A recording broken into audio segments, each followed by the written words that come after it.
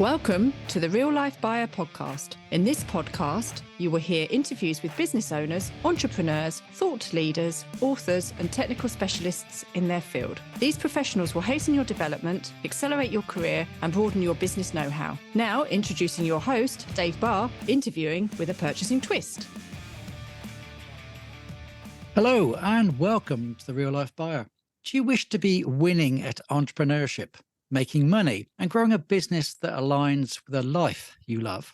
Who doesn't, I hear you say? But how about I introduce you to someone who has not only achieved this, teaches it, stands side by side with you, lives and breathes it with you, and doesn't just sell a program or off-the-shelf course. Today's guest is the incredible Michelle Kalin Jacobik, author of 2 fabulous books, Prosperity After Divorce, and her latest masterpiece, The Path to Profits. Michelle has a mission to show entrepreneurs and business owners everywhere that there is a better way. Today, we're going to explore Michelle's challenging journey and peel back some of the lessons she has learned through experience, dedication to others, and sheer hard work. So, without further ado, I welcome Michelle onto the podcast. Hi, Michelle. Hey, how are you, Dave? So great to be here. Thanks for having me. Absolute pleasure. We've spoken a number of times now, so we're pretty familiar with each other.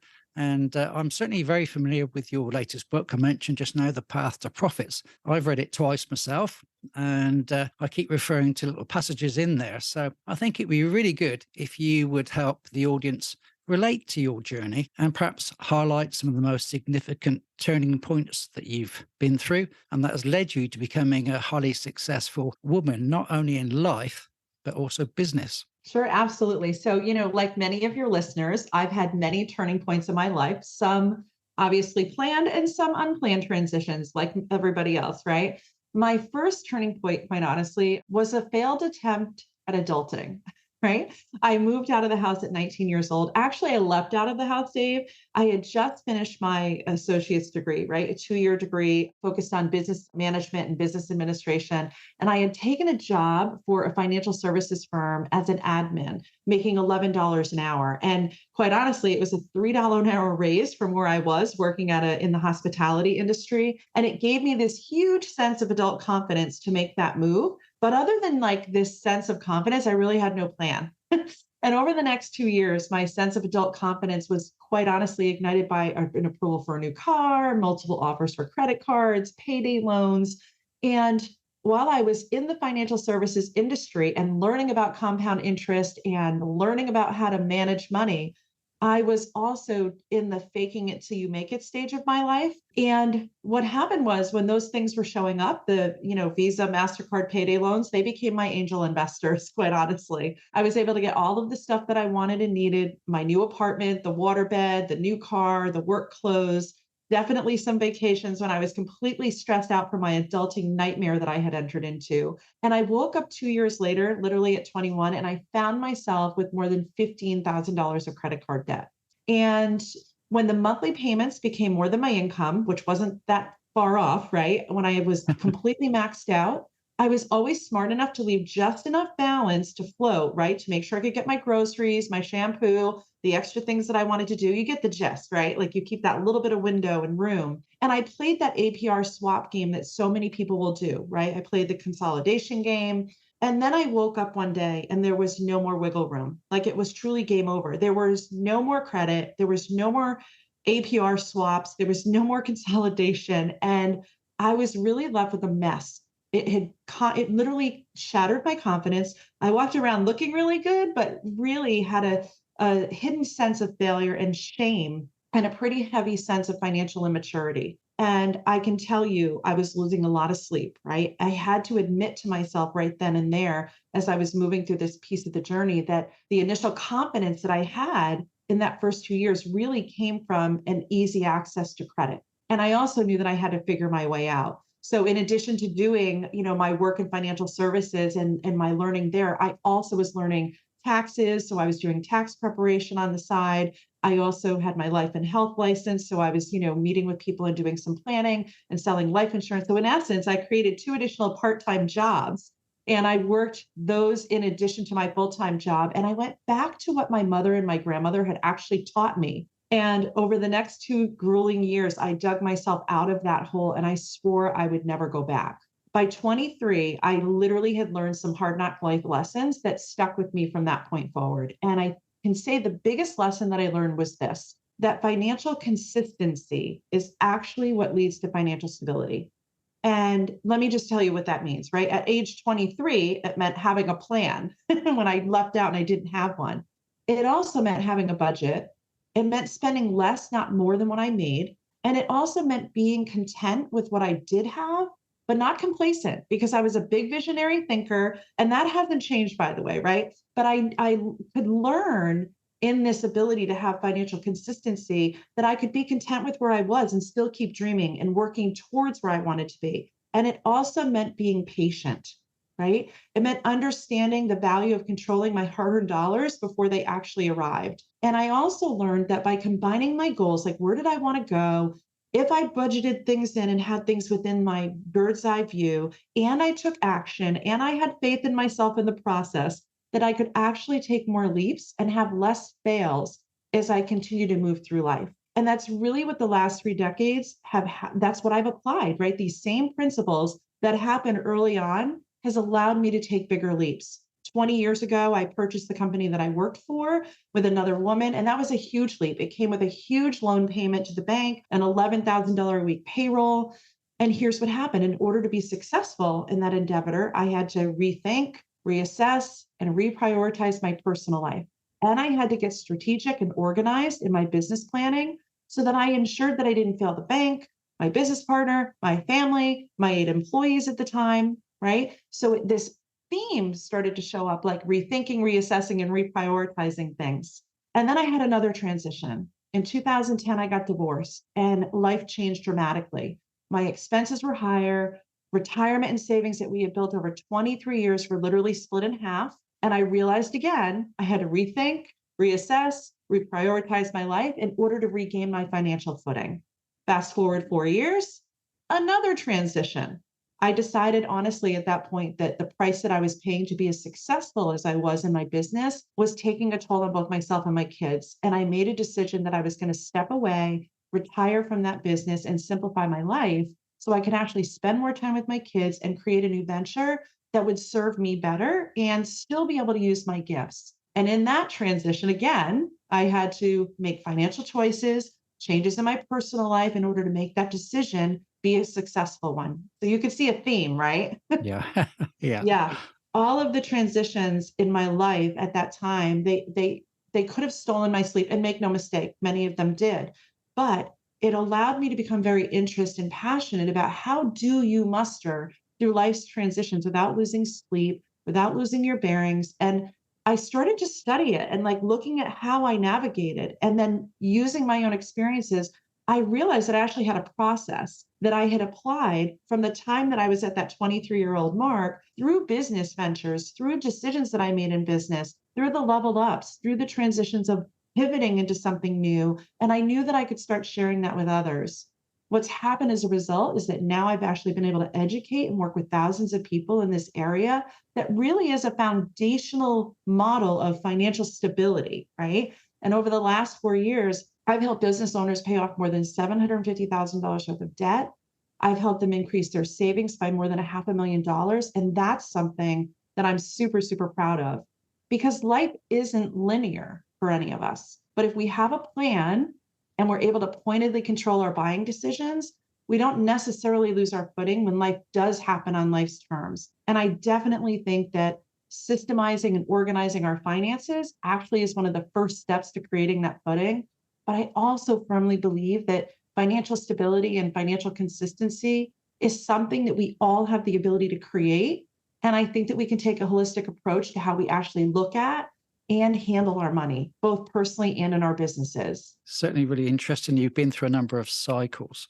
One of the things that's just occurred to me is some of the things we're talking about today are almost a case of why haven't the basics been taught in education? So you're coming out of college, whatever the case may be, and you're thrown into a world where you've got fast and easy access to money. Yeah. And yet nobody's really educated as I would believe is appropriate to handle that, to know what to do with it and to understand what it means. Do you think this is a major weakness in our education system at the moment? Absolutely. Absolutely. It's so interesting because one of the things, kids are learning like, fifth grade up, they're learning algebra, then they go into statistics. By the time they hit high school, it's statistics, it's calculus, it's trigonometry, it's all of these other modalities of math, right? But they're not learning personal finance.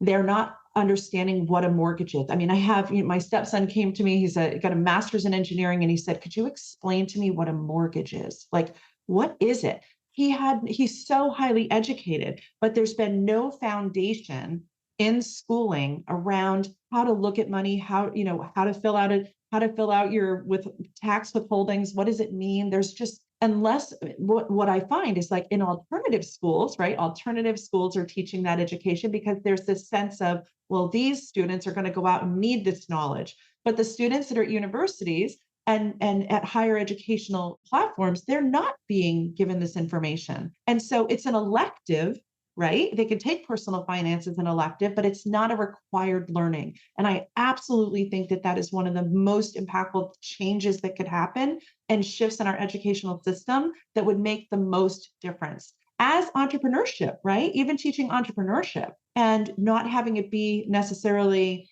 an elective, or if it is something, at least put it in as an elective so that people can understand what the dynamics of working for yourself looks like and what the dynamics of being in control of your own financial future looks like if you so choose, right? It's not for everybody. It's not for the faint of heart. But if you're not even being given a foundation of what that looks like in school, then we're falling short. So I 100% agree with you.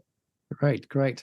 And, clearly what's coming through to me, at least, is that you have a very structured and well-defined system now that you've documented. And that's what you use to help people organize themselves, become aware of the considerations they need to think of, and the actions that they must do to deliver on their goals. Mm-hmm. So if you're going to describe the transition that you've needed to make in your mindset and behaviors that kind of have enabled you to become more fulfilled and obviously positively impactful, how would you describe that? How would you say that you had to change the way you thought about things? You mentioned that the catalyst was the fact, oh my God, I've run out of money, basically.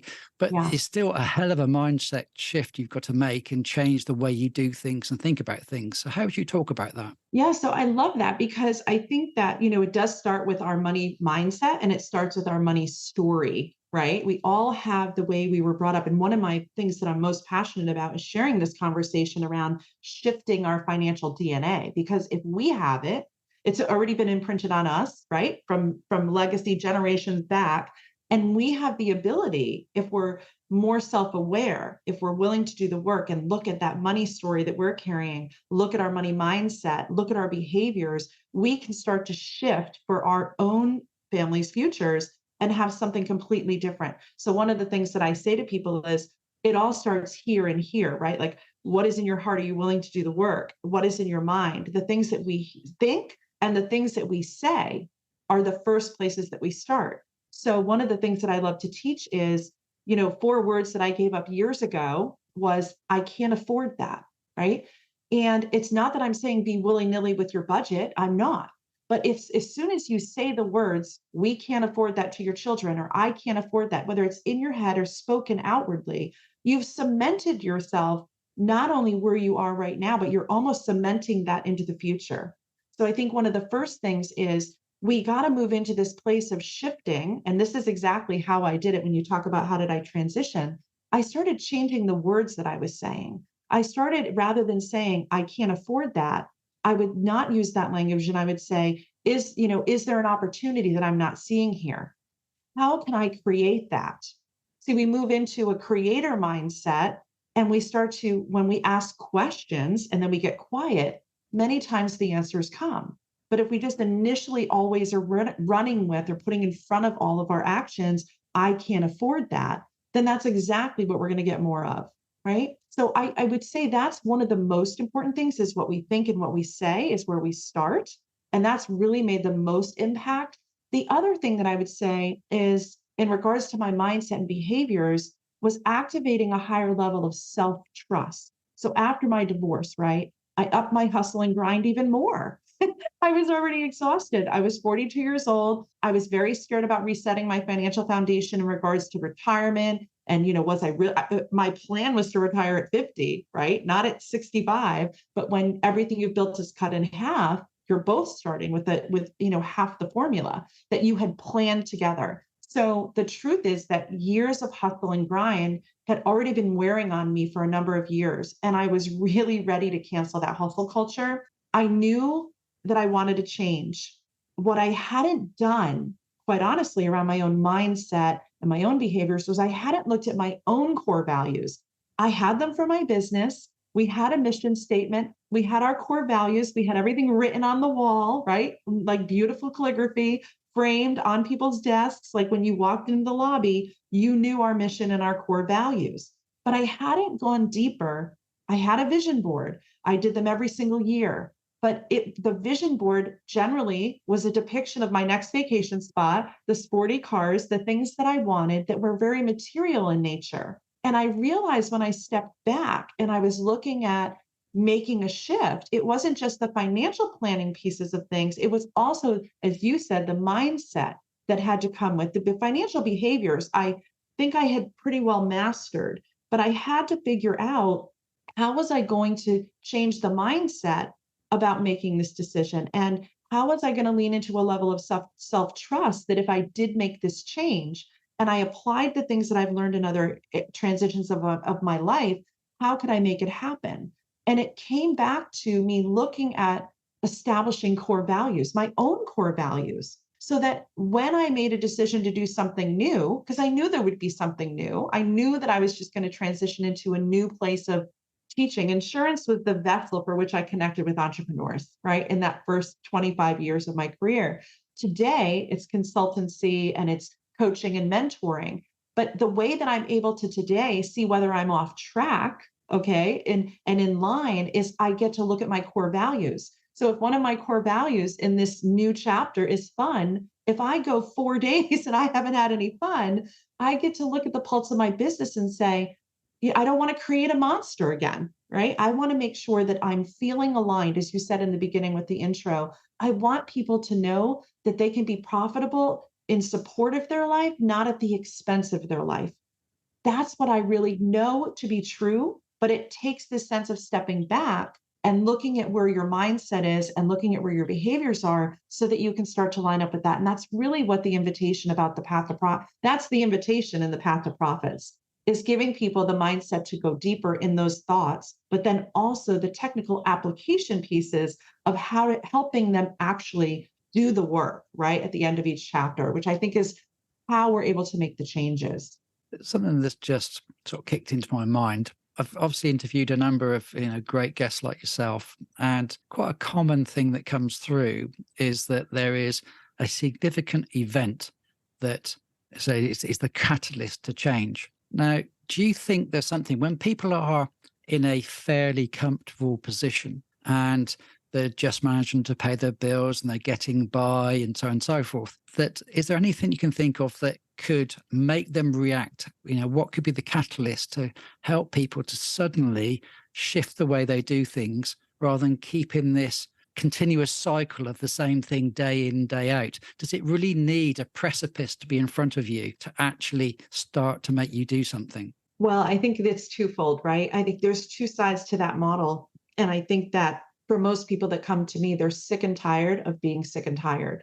They get to the point where they do know that there's another way. I think for me, one of the most important pieces of what I do today is being in mission of that, is that the ability for me to know that many times when we're in that place of being sick and tired of being sick and tired, it's we see something else, we come across something in our news feed, we hear something, we dial into a podcast and we hear a message and we're like, oh, that's exactly the hope that I was looking for. So the first thing is people, in order to make a change, they have to have hope. And I think that what sparks hope is being open, that discomfort, right? Making a decision that you're not going to sit in the discomfort anymore. So the biggest thing is getting sick and tired of being sick and tired. But then the most important thing is being open to making a different decision. And I say to people all the time, you're just one decision away from making a change. Which decision do you want to make? The decision to stay the same or the decision to change? Are you going to make a decision? I say this with my entrepreneurs all the time. Are you going to make a decision to soothe? Or are you going to make a decision to break through? Because the decision, you have the one decision. So which one is it? And so the invitation, I think many times comes from, it can be twofold. It can be that something major happens. And in that major, the universe is waking you up, right? Or some major thing happens in your life and it rocks your world to the point where you're like, I've got to make a change. That's certainly one thing. But the other thing, the more common thing, is the person who's been sitting there for far too long and they're looking for hope and they're looking for a lifeline. And it's why what you're doing is so important. Having the medium and the platform to be able to share messages of hope with people, because when they hear a message of hope, if it's their time, they're willing to make that decision. So my hope is today that somebody is listening and they hear that thought about which decision am I going to make today? Or tomorrow they wake up and which decision am I going to continue to soothe, or am I going to have a breakthrough and make a change in my life? So I love that you asked that question. I think it's twofold. Brilliant. I'm glad we're quite aligned here. Let's dive into some more details about your book and your Envision framework. Sure. Obviously, there's 3 key pillars in there. The first being vision. I just want to quote something from your book. It's a particular paragraph in, I think it's your chapter 4, Evolving the Vision. And what I really like about your book is the way you've written it is very easy for people to relate to. And I will emphasize this to everybody listening, that it's a really easy read, but extremely informative. And I love this paragraph. It says, after many moments of reflection, self-doubt, and deep listening, I realized that what I had wasn't a failure, but rather a crop that was not growing. I had tilled, planted, and watered the seed of this purpose with my time, money, and energy for 3 years, but I had more weeds in my field than flowers, and eventually I was going to run out of water. That's a fantastic image that comes into my head, and it makes you, really think about it. It made me really think about it. And I just wanted to share that today and kind of see from the author of that. Can you explain the audience what the vision pillar encompasses and what is needed from them to consider and create in this section? Absolutely. So the vision pillar is about discovering why a business model should always and only be built on a life model. And what I'm doing in the vision pillar is I'm showing readers how to identify their personal and core business values, right? So there's a combination. It's like, what are your personal core values? What are your business core values? I'm trying to show them how to create a holistic and encompassing vision that can actually then be easily translated into actionable goals instead of living a life that's half of a life and the other of someday. Like, I'm going to get there, right? I want them getting there now, even if it's a piece of there. I want them thinking about, I'm creating a life that I would love and a business that's going to align with that. That's really a key theme in the book. I want them asking themselves questions specifically about what's the destination that they have in mind and when do they want to arrive there, right? The vision is that bigger, where am I going? But the goals are the dreams with deadlines. So I want them thinking about what's the destination that they have in mind. But then on the goal setting side of that chapter, the vision chapter, I want them setting goals and figuring out when do they want to arrive. I want them thinking about their core values so that they actually can measure whether they're in alignment with that. I want them to identify the what and the how. I also want them to identify what's getting in the way, the prosperity blockers, and then moving themselves through them so that they can continually break through in both business and in life, right? So the vision pillar is all encompassing around really the foundational pieces of getting clear about what you want your life to look like so that you can then start to design your business to align with that. And I love that you brought up that part. I moved to tears when you were reading that, because what happened in what I was sharing about in the book there is that when I transitioned into this next business, right? I thought, oh, I have all of these years of entrepreneurship under my belt, right? 26 years of being in financial services, owning real estate, growing my company from 600,000 to 12 million in sales, and then, turning around and being able to exit that with a really, really nice nest egg. And the truth was, I thought it would take me less time to get to that new benchmark in this next thing, which didn't need to be a big benchmark. It needed to activate. And so what happens many times is we repeat the same behaviors, right? So as I was inventing this new thing, creating this new thing, the Prosperity After Divorce book was written. I was really in mission of serving people that were moving through that unplanned or planned transition specifically and building a business around that. And the truth was that it was depleting me energetically. It was depleting me financially because I was putting a lot of time and effort in, and it wasn't. I was doing all of the planting of the seeds, taking the steps, all of the things that I knew to be true. But what was happening was I wasn't in alignment. The industry itself, what I was building, and I think I share about this in the book, I know I share about it in the book, is that I was serving a demographic who, when I was serving, they wanted me to serve on Sunday evenings, right? If you're a single parent or you're sharing, you have joint custody, the children are the focus during the week. And many times Sunday evening, there's no sports, they're getting ready for bed, they're doing whatever. It's a little quieter for the parent that has the kids or even doesn't have them that evening. So Sunday evening was the preferred pulled answer to how do I serve and when, but it was completely out of alignment with my own core values, which is family. It was at the core of what I was doing. And Sundays was our family dinner where I hosted. And now I'm rushing people out the door or canceling Sunday dinner, right? And that's just one small example of where I was out of alignment. But I had this visual of this compass of my core values reminding me that even though I was making decisions that were what I thought for the best interest of the business, I was reminding myself by reviewing my core values, personal core values, that I was completely out of alignment. And so I could have, kept going and I was measuring all of the things. I was measuring the financial rewards, the energetic rewards, the emotional rewards, the spiritual rewards, because that's all part of the process. And when I looked at it, I had to get really, really honest with myself. And I felt like I was giving up before the miracle happened. I felt like I was quitting my assignment, quite honestly, right? But the truth was I wasn't. I had other gifts that needed to come into this chapter. And when I brought them in and then applied them, now all of the same things that were in that model are now being activated in a way that's completely in alignment. And then I'm at really in my highest good and serving at the highest level. So I think many times entrepreneurs are building something and they're afraid to evacuate or quit. But you've got to evaluate based on, is the business making money or is it a hobby? The IRS here in the United States says, if you're not making making a profit in 3 years, you're not a business, you're a hobby. And not avoiding that, right? It's a measurement of all kinds of things, but I want people taking a holistic approach to looking at their vision and most importantly, looking at what the results of the business are, because it could be technical, but it also might just be a disalignment, if that makes sense. Yeah, absolutely. Yeah. Right. Let's move into the second pillar, and that's the flow pillar. And you talk about money flow, energy flow, and time flow, particularly.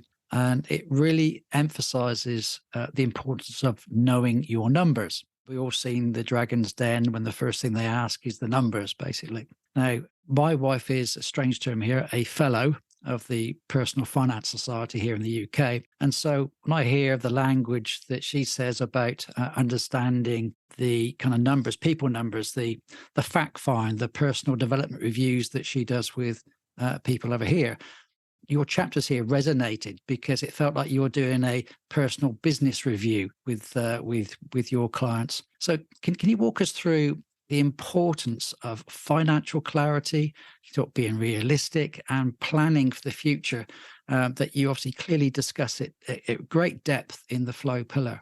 Yeah, it's my favorite chapter. It's my favorite section of the book because I really want people to bring their vision to life in a tangible way through the numbers. Particularly what I want is for them to look at what their dream life costs, like where they are now, but also where they want to go, and designing a business plan and a personal budget to support that. And that's so contrary to what most of us are taught. I think a lot of people come out with passion and they come out with this sense of even for me, as I just shared, like I came out thinking I'm a, serial entrepreneur, seasoned at this. And I thought my runway would be shorter, things would activate quicker. And we start there. We start with this like passion, when the truth is that we need to have a runway and a roadmap to how we're getting there. And I think that I have a gift for helping people neutralize the money as well, meaning that I'm good at getting them to take inspired action around this process and not keeping their heads buried in the sand. What I really hope for in this pillar is that they understand the marriage between their lifestyle and their business finances. I really want them to understand what they need to compensate themselves to make it in their personal life. And most importantly, if they're taking a leap out of corporate or leaving a job and then coming into, being, whether they're creating a job, are they creating a job for themselves where they work for themselves and have their own freedom? Are they building a business for cash flow in essence, or are they building it to scale and sell? It's important for them to know that. I also want them to know when they make these decisions about business, they want to know what they need to compensate themselves. And that's not just financial. It's time off, it's retirement planning. I do a talk called I'm Hiring, Would You Take the Job? Where I actually bring people through the audience through an exercise. It's always a group of entrepreneurs, obviously, where I bring them through an exercise and I ask them, if you were having an interview with me on Tuesday, I want you to write down everything that you come in and expect. Because trust me, there's a laundry list. If they're going to leave their business and come and work for me, they're going to come in with a laundry list of expectations. But yet they don't put that same onus into their own business model and compensating themselves and build the business and the revenue strategy or their actionable steps that they're taking every day to align with that. I want them to know what it takes to keep their business afloat and then how to keep growing profitably. I want them to know where the dollars are going before they get here and then start to learn how they're going to earn it. I love breaking things into simplicity. Like I said, I love to neutralize things. And the way that I do that with the flow pillar is I get them to understand that they should have 5 revenue goals versus 1. We hear so often, oh, I want to make 6 figures, or I want to hit 7 figures, or it's like, okay, but why? Why do you want to do that? And I teach them how to set 5 different revenue goals. The first one being obviously the covering the overhead of the business, the foundational expenses of running that business, and their paycheck, which is required to run the lifestyle. If they're a single, it's all of it. And if they're in a situation where they're married or they're in a partnership, they need to know what percentage of the lifestyle design they need to contribute so that they have their first revenue goal as reflective of those 2 numbers.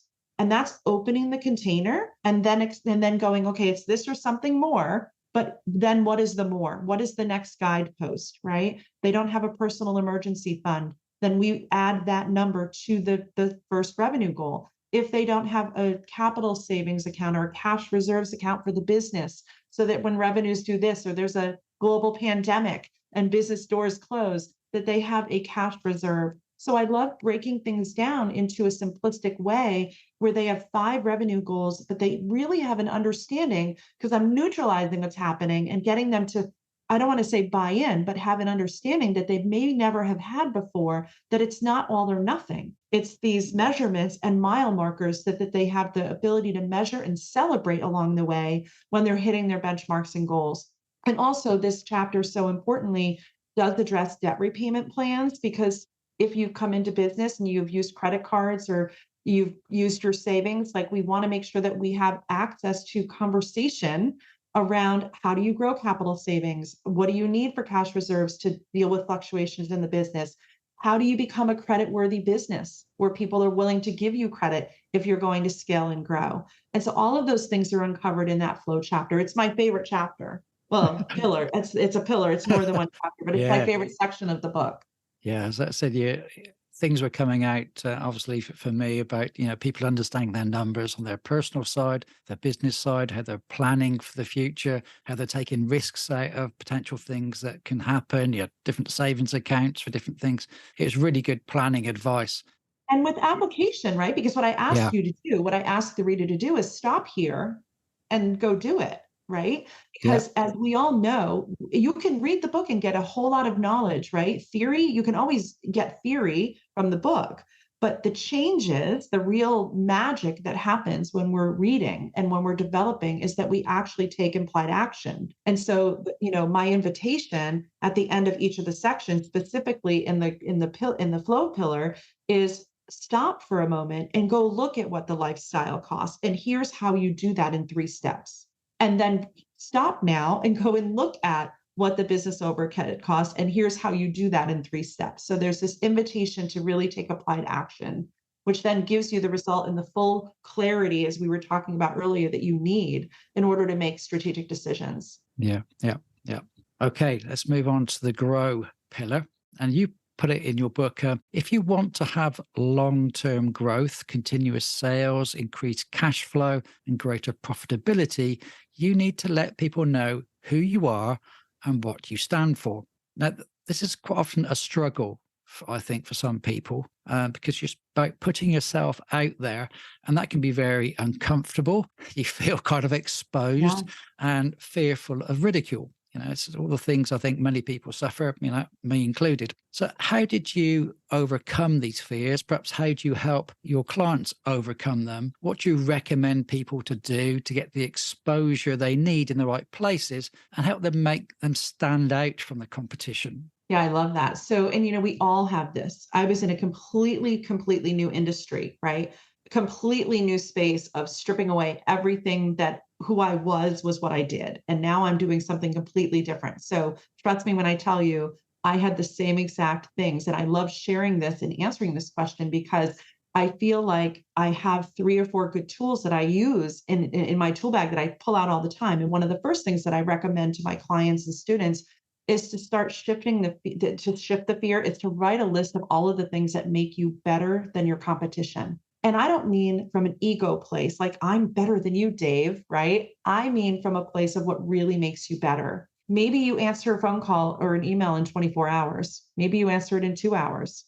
Maybe you have a client onboarding experience that elevates the client experience. Maybe your product is better because it doesn't have specific ingredients that another product does have. Maybe your passion for something makes your business different. You have philanthropy tied to it, and part of your profits go to, conscious capitalism is involved in your business, and there's this social aspect of what you're doing with profits. So it's getting clear about your education, like really what makes you different, experience, education, but truly better than your competition, and going through the exercise and really owning that. And I actually have people get like a blank graduation certificate from like one like Staples, how you can print out a graduation certificate, and physically write out all of their education, all of their skills, everything within this chart that really lets them physically, visually see what makes them better so that they can really stand in that power, stand in that. The other thing is what makes them passionate. Is there a story or an experience that they went through that's tied to the mission? Is the business tied to a mission, a personal experience and a personal mission? So that when you start to feel that analysis by paralysis, or you start to come into that fear place of being unable to share, on just not confident about sharing, that the mission is bigger than your fear. I can't tell you, on my desk for 3 years, I had a plaque that said, my mission is greater than my fear. My mission is greater than my fear. And that was one of my daily mantras. The other thing, and I think the most powerful thing for me that I share, is we've got to quiet the voice of doubt, that imposter syndrome, the voice of doubt. The way that I do this is I actually have a place on my calendar every week, Friday at 4:10 p.m., where I literally have an appointment with my voice of doubt. So when it creeps in on Tuesday and it starts to say, let's say I'm going to do outreach, or I'm going to pick up that phone and do some follow-ups, right? Maybe I want to go speak at a university, and I get into that, what makes you think anybody would want to, or what makes you think you, or that's the normal self-doubt language, right? I literally can stop it and say, wait a minute, you can come back on Friday at 4:10. I have a place for you there, and I can keep moving. Because here's what happens. Our self-doubt can paralyze us and actually keep us from getting visible, as you said, and sharing our businesses. But if we have a plan on how to move the voice of doubt away from what we're doing in the moment, I have found this has worked tremendous for me, where I can just continue to take steps. And Friday at 4:10, when my alarm goes off, and I know that I have that appointment, there's two things that happen. Either I get there and I'm like, it's not even here anymore because I've already taken the actions, right? To get myself towards my destiny and away from the self-doubt and the fear. Or if it's still showing up and it had been a theme that was going on all week or maybe the month, I give myself the time because it's on my calendar to journal about it, to really lean into, is there something that needs to change, a limiting belief? Do I need support with something that's beyond what I can manage? But I have the ability because of a planning tool to move that out. The other thing is starting small, right? So when I started doing television, was so afraid of putting myself out there visibly because I had no idea how to go. If I pitched a story and I got invited into a studio, I had no idea what to do. I had no media training. And I thought, okay, wait a minute. The pandemic had happened.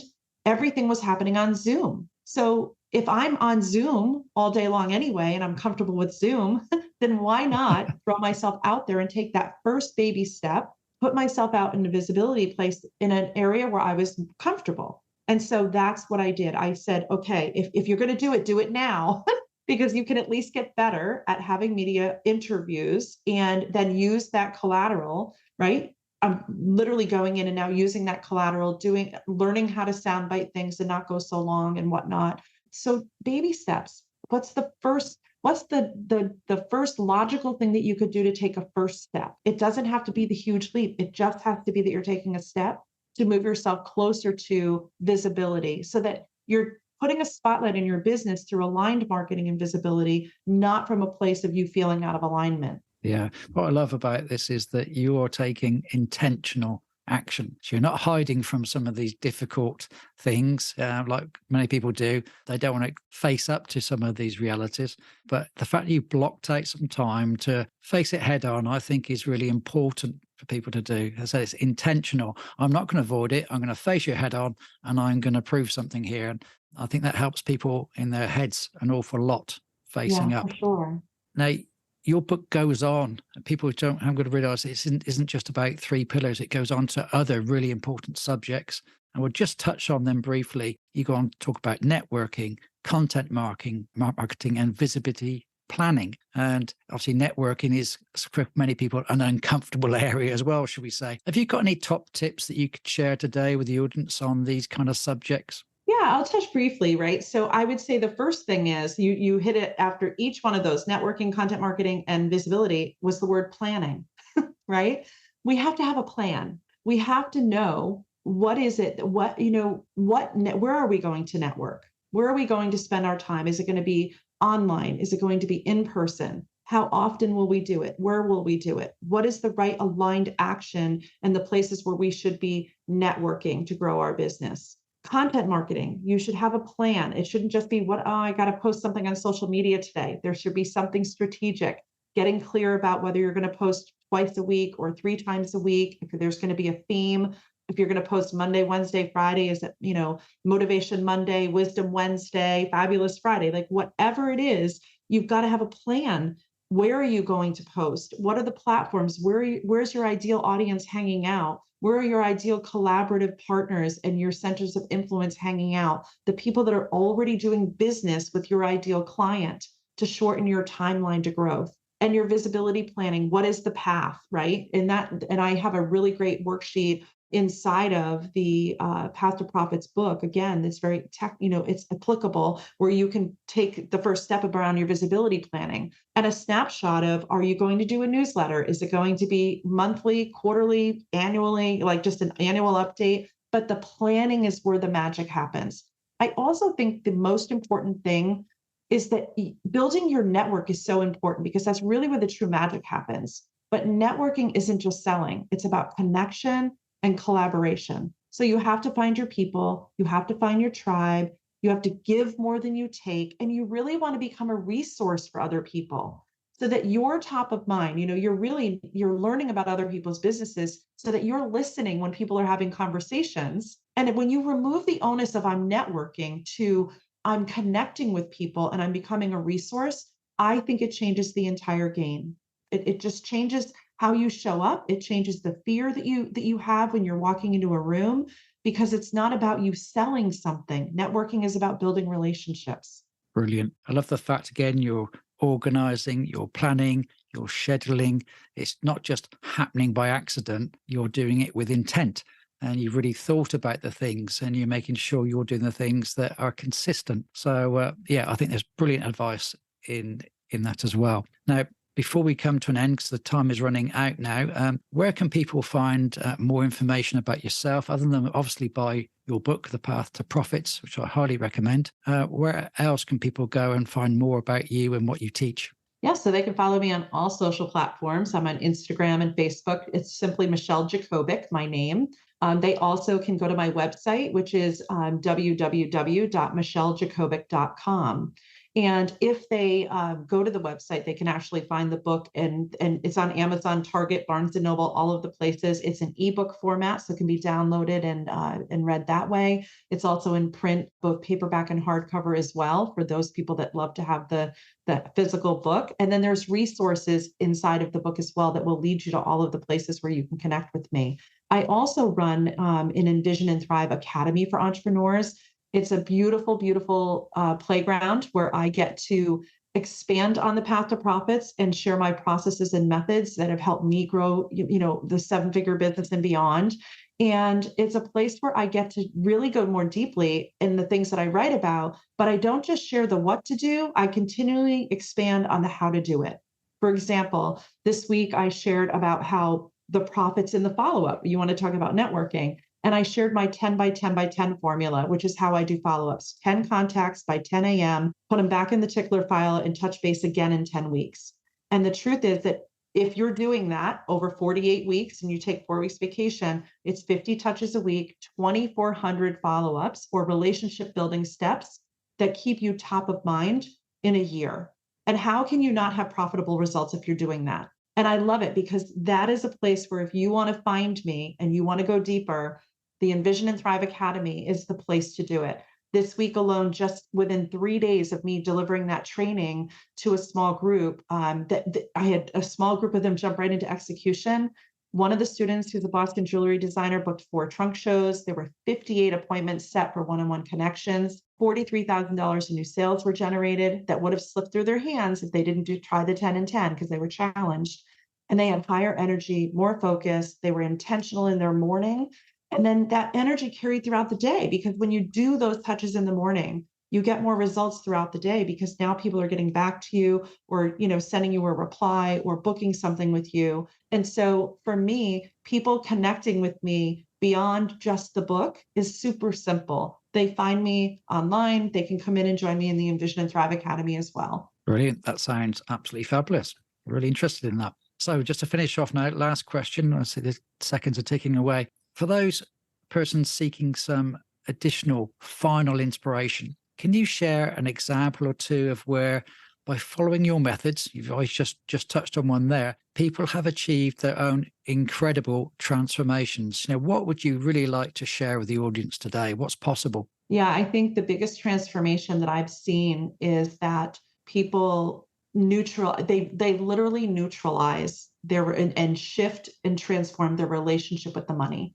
And I have had 4 private clients of mine that were literally struggling to get to 6 figures. 4 of them broke $1 million last year. And quite honestly, it was because they were not, they had clarity. They had clarity around what the revenue generation activities were. They had clarity around the goals that they were trying to activate. They had clarity around what they wanted the business to look like. Their life leveled up, not just their business. I think I'm my own example of that as well. I'm now living in Naples, Florida. I had it on my vision board in 4 places that, I wanted to visit here more. And a year and a half ago, I made a geographical change. And it's applying all of these principles that allow people to get clearer about what they want, it's life by design. And I will just say to you to watch the transformations that happen both in the design of people, how they're running their businesses, the profitability, the impact that they're making with their profits. It's a common theme that I'm seeing. It's why I call everybody thrivers, but that's the commitment, right? They're breaking through. And it's not one person. I think it's a combination. It could be somebody who literally, a client who finally, after 15 years of trying to get their business to profitability realized that they were completely out of alignment and they weren't running their business like a business. And they had to learn how to be a business owner, how to look at the money. And when they did that and they got educated and started getting comfortable, because we can all learn new things, when she started learning those things, everything activated for her in her business and her confidence rose, the profits rose. And it was really just a matter of stepping into the envision process.